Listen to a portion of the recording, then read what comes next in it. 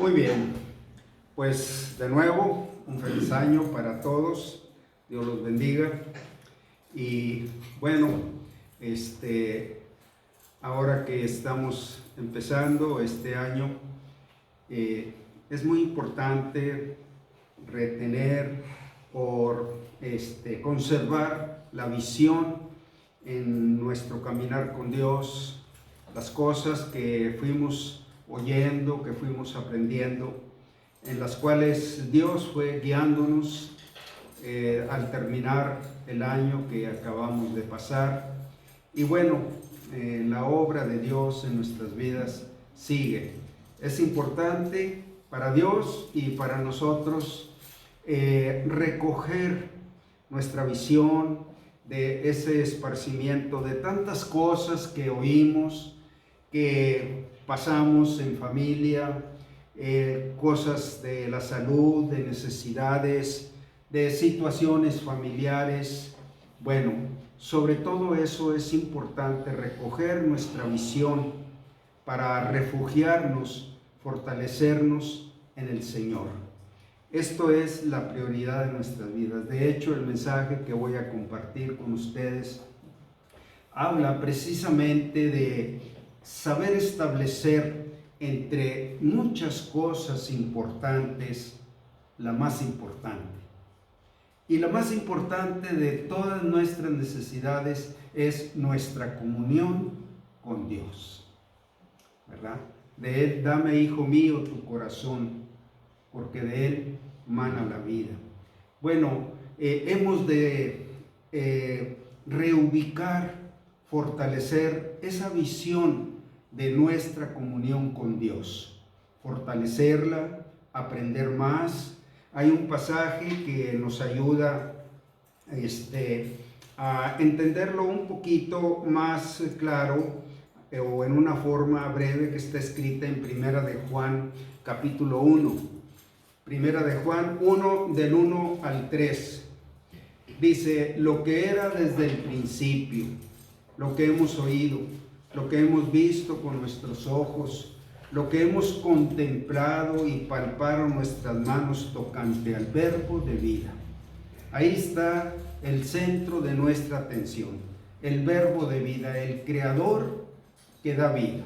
Él es el verbo de vida, porque la vida fue manifestada y la hemos visto y testificamos y la anunciamos, la vida eterna, la cual estaba con el Padre y se nos manifestó.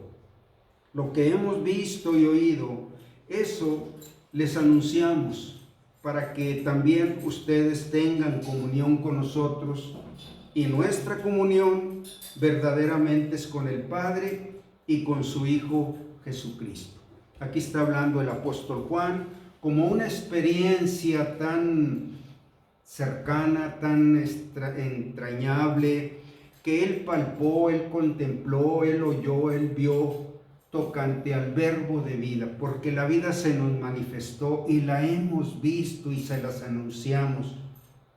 Y esto es para que también ustedes tengan comunión con nosotros que estuvimos con el Señor, ¿verdad? Pero nuestra comunión verdaderamente consiste en la comunión con el Padre y con su Hijo Jesucristo.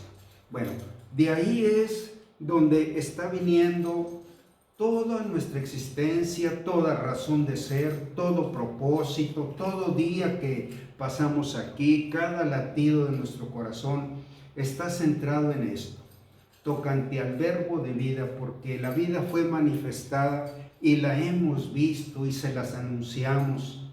Bueno, esto es el punto más alto de nuestra vida o de nuestra necesidad para suplir, centrar nuestra atención en esto.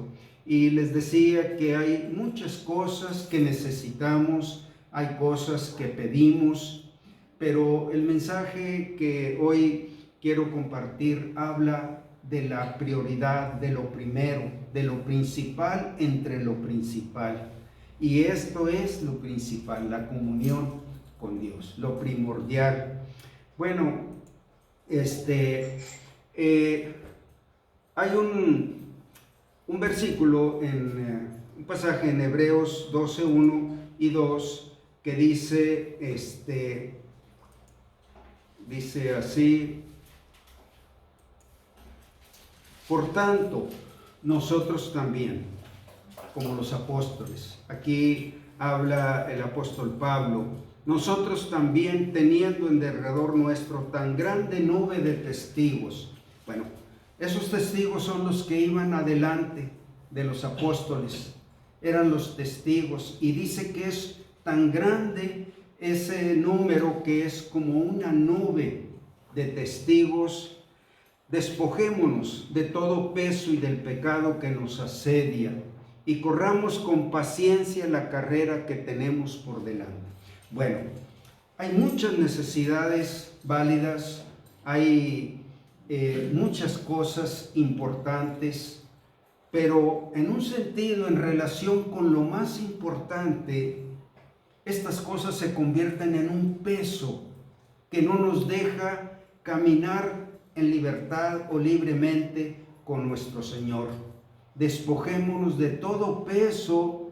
Hay cosas importantes, valiosas, pero que no son la prioridad. Miren, una de las cosas que en nuestro corazón nos engaña en esta vida, en este mundo, es que no queremos carecer de nada. Queremos tener todo suplido, que no nos falte nada. Bueno, eso no es posible en este mundo, aunque sean cosas válidas, cosas aprobadas por Dios. El asunto está en saber cuáles son las que podemos alcanzar y vivir en este tiempo. La vida es muy corta. Cuando pensamos de esa manera, estamos pensando en una vida en plenitud, lo cual nunca podremos tener, nunca, porque la plenitud no es para este mundo, la plenitud es para cuando estemos en la presencia del Señor. Por eso llama aquí: despojémonos de todo peso y del pecado que nos asedia. Bueno, junto a muchas cosas necesarias, importantes, también están codicias y avaricias y vanidades. Bueno, muchas cosas importantes, pero también hay muchas cosas codiciables que son un peso para caminar en el plan que Dios tiene para nosotros. Son cosas que nos retienen, que nos atan, que nos quitan el tiempo, que nos quitan la vida, nos quitan todo y no alcanzamos lo más valioso.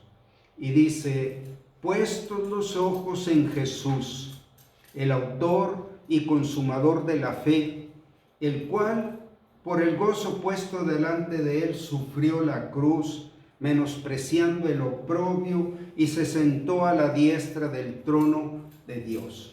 Bueno, hay dos cosas relevantes, entre otras aquí, que nuestra visión debe estar puesta en Jesús, su voz, su llamado, su guía, su propósito, su voluntad. Eso es poner nuestros ojos en Jesús. Debemos aprender a vivir así. ¿Qué es lo que Él quiere para mí hoy? El autor y consumador de la fe. Esto quiere decir que en Él nosotros podemos encontrar la fe para esa vida de llenura en el Espíritu. Una de las cosas que Dios nos enseña y nos guía es ser llenos del Espíritu Santo. No se embriaguen con vino, en lo cual hay disipación. Antes bien, sean llenos del Espíritu.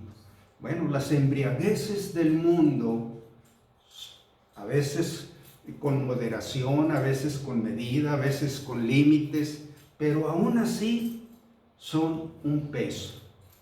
Lo más valioso que puede llenar nuestra vida es ser llenos del Espíritu de Dios. Bueno, eso es una de las cosas que vamos a poder subrayar en este mensaje. Y dice que por esta razón Cristo menospreció el oprobio. el rechazo, el vituperio, el desprecio, los clavos, la corona de espinas, el látigo, los escupitajos. Él menospreció el oprobio y sufrió la cruz para abrirnos este camino de libertad, un camino de una visión perfecta. Muchas veces nuestra carne está clamando por cosas que son superficiales, que son pasajeras, pensando que en eso tenemos la vida. Pero el Espíritu es el que da vida. La carne para nada es de provecho. Y las palabras que el Señor nos da son espíritu y son vida. Bueno,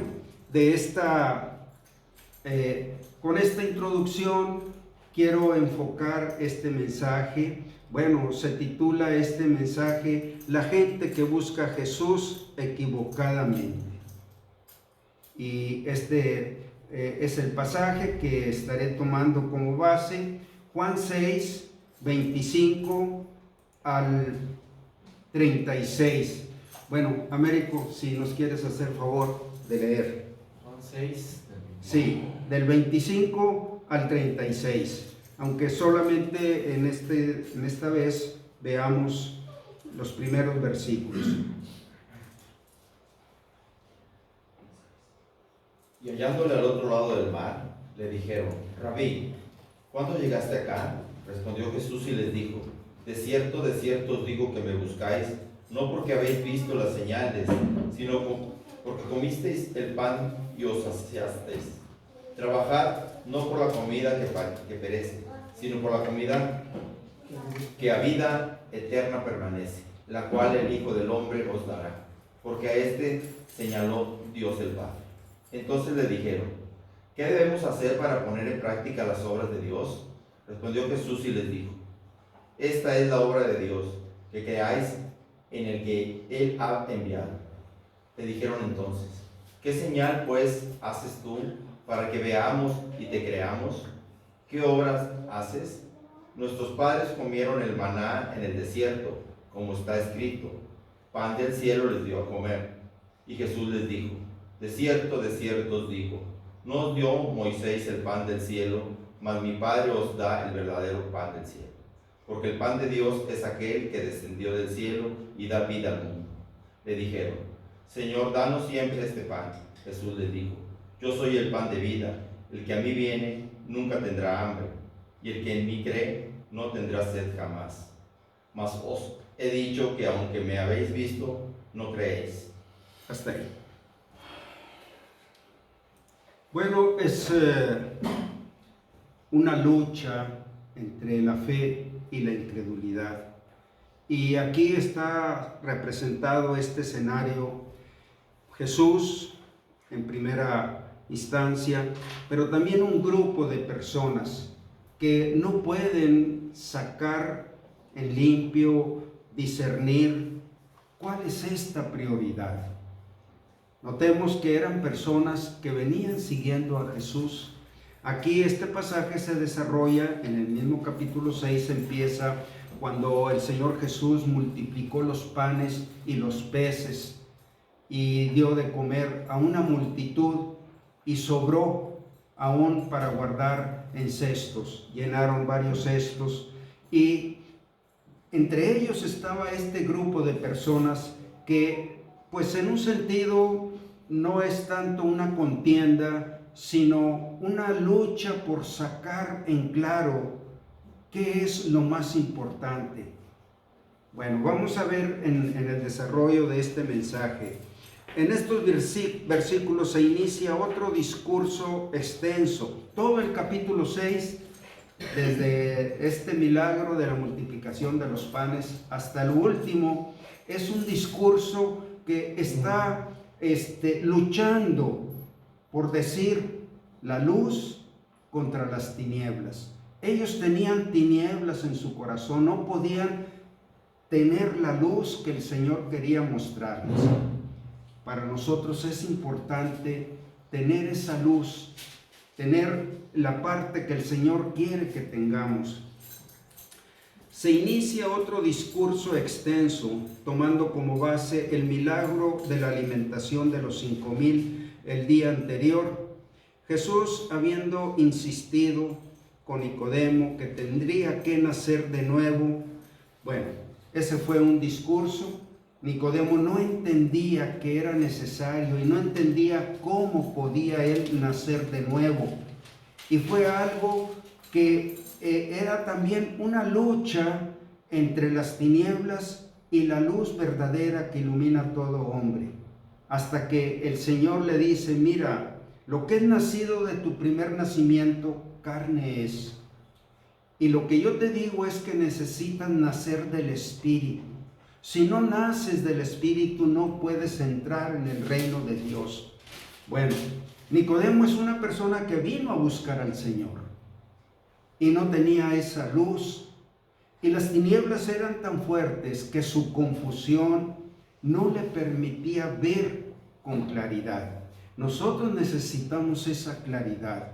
Podemos tener por mucho tiempo como creyentes y estar entre los que buscan a Jesús y aún así no tener la claridad del propósito supremo de Dios, el propósito de la bendición, de la vida que el Señor nos quiere dar.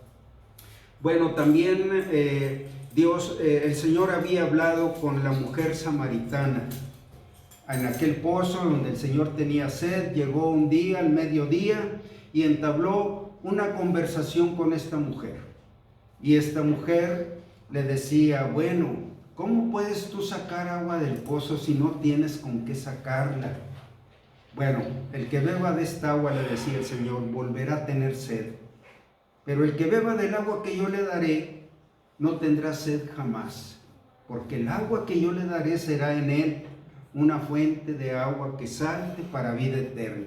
Bueno, como Nicodemo, esta mujer también, Señor, pues dame de esa agua para que yo no tenga que venir a sacarla aquí. Bueno, eso habla de que hay un velo cuando el Señor habla, y es importante quitar ese velo. Ahora dice, ahora hace ver a los judíos insensibles la verdad del pan espiritual que solo Él es y solo Él puede proveer. Yo soy el pan vivo, yo soy el pan que da vida al mundo, yo soy el pan que descendió del cielo. Bueno, pues nosotros ya conocemos de ese pan porque Moisés nos dio a comer del maná. Pues ese no es el pan, eso llenó una necesidad temporal, pasajera, el hambre, la necesidad del cuerpo. Pero yo soy el pan vivo que da vida al mundo. El que me come no tendrá hambre jamás. Bueno, en estas discusiones notamos que ese velo no nos deja ver dónde está la vida. Esto, Nicodemo, la mujer samaritana, este grupo de personas, toda su visión estaba enfocada en lo temporal, en lo terrenal, en lo material. No podían ver más que una necesidad física o temporal o para su cuerpo. El agua, el pan, nacer de nuevo. ¿Cómo puede hacerse eso de nacer de nuevo? ¿Acaso puedo entrar por segunda vez? Y él estaba pensando en un nacimiento terrenal, un nacimiento temporal. Yo te hablo de un nacimiento que es del Espíritu. Bueno, dice, me buscáis no porque habéis visto las señales.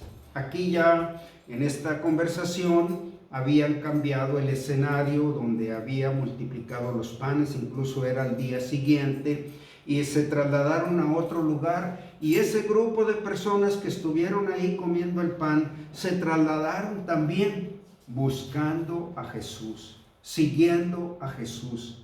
Pero aquí es donde él empieza a querer quitar el velo de su corazón, empieza a trabajar en ellos, y dice, me buscáis no porque habéis visto las señales, es decir, ¿no habéis visto las señales sobrenaturales de una presencia superior y una comisión divina.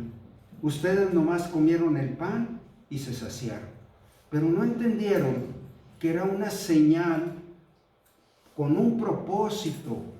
Es un milagro, es algo sobrenatural, es algo con lo cual Dios les está hablando. Y ustedes solo piensan en saciar su necesidad corporal. No habían visto las señales sobrenaturales de una presencia superior y comisión divina. Algo que Dios estaba haciendo ahí. ¿No habéis visto, les dijo, las cosas maravillosas que están más allá de los panes y los peces? ¿No habéis visto la fidelidad de Dios para su provisión, permitiendo que se alimentara mediante un hecho sobrenatural de unos cuantos panes y algunos pececillos aquella multitud? ¿Qué nos está hablando? ¿Qué indica este milagro? ¿Qué nos quiere decir Dios con esto? ¿Por qué ha venido esta situación? Bueno, ¿cuánta gente vive así? Sale del apuro, sale de la necesidad y no vio nada, cómo Dios lo ha llevado adelante, con qué propósito. Bueno, esas cosas suceden por medio de las cuales Dios nos habla para acercarnos a cosas mayores, que es lo que el Señor va, en un sentido, a corregir en ellos. ¿No habéis visto la fidelidad de Dios para su provisión? ¿Te has preguntado cuántas veces la fidelidad de Dios y su poder ha obrado para proveer en medio de una gran necesidad con un propósito eterno? Sales del aprieto y ya. Pero, ¿qué me quiso Dios? ¿Por qué me llevó a una situación? ¿Por qué me encontré en medio de algo tan complicado? ¿Y cómo salí de ello? Eso es entre las cosas cotidianas cuando Dios nos está hablando, se quiere mostrar su fidelidad, su cuidado por nosotros.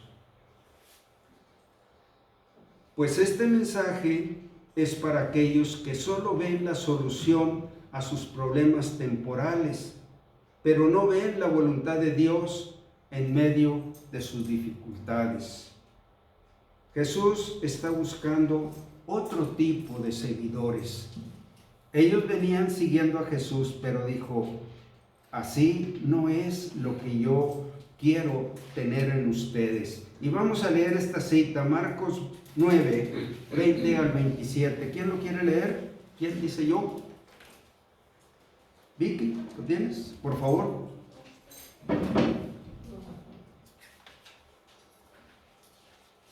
Marcos 9.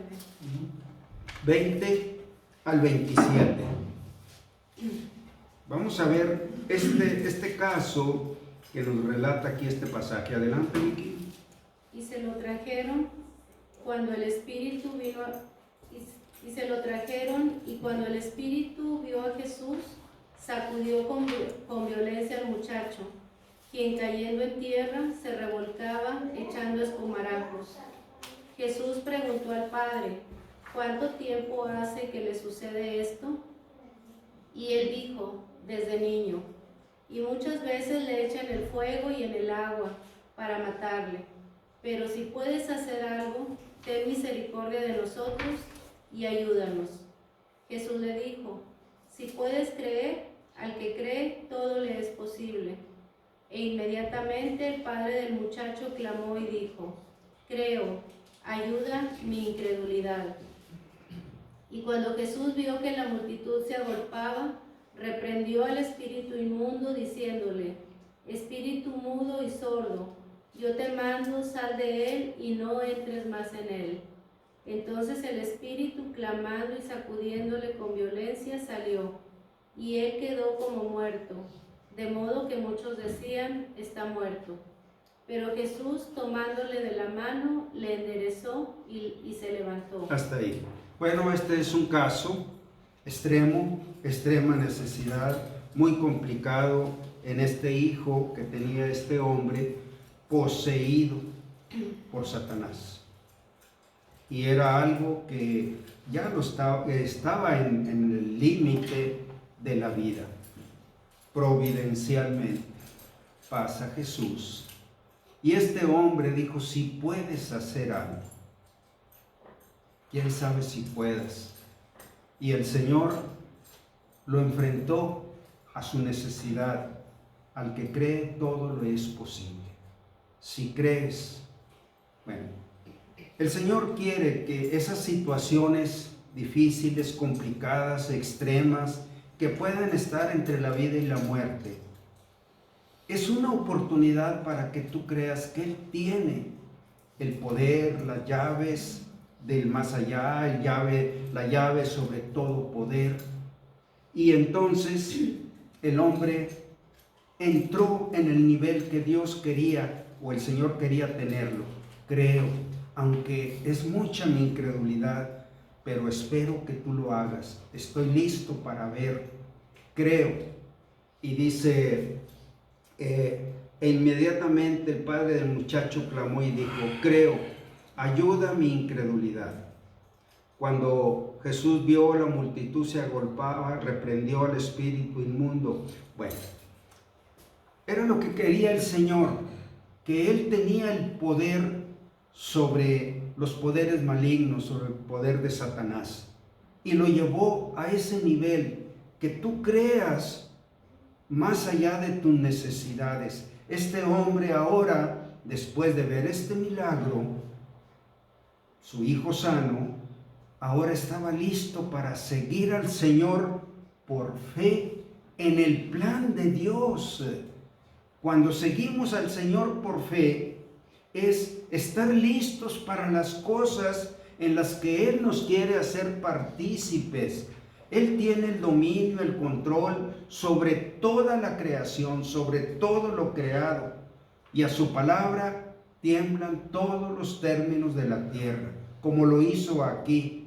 Pero Él no vino a echar fuera demonios, aunque echó muchos, sanó a muchos endemoniados, sanó a muchos enfermos, dio de comer a muchos pobres, pero no era ese, eran señales para que creyeran en las cosas que Él quiere hacer. Y ahí es donde estamos nosotros.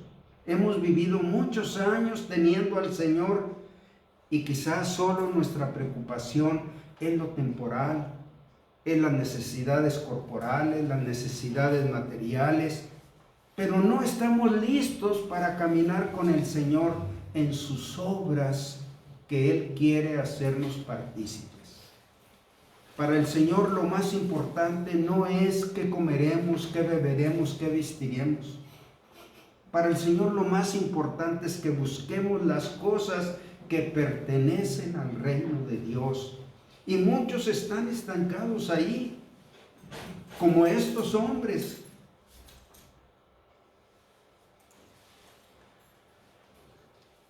Hay un pasaje que muchos se aferran a solamente lo material, lo terrenal, lo temporal, sus necesidades, y buscan al Señor y le piden y oran. Bueno, recordemos que en esas cosas temporales, materiales, están encubiertos muchos deseos engañosos del corazón.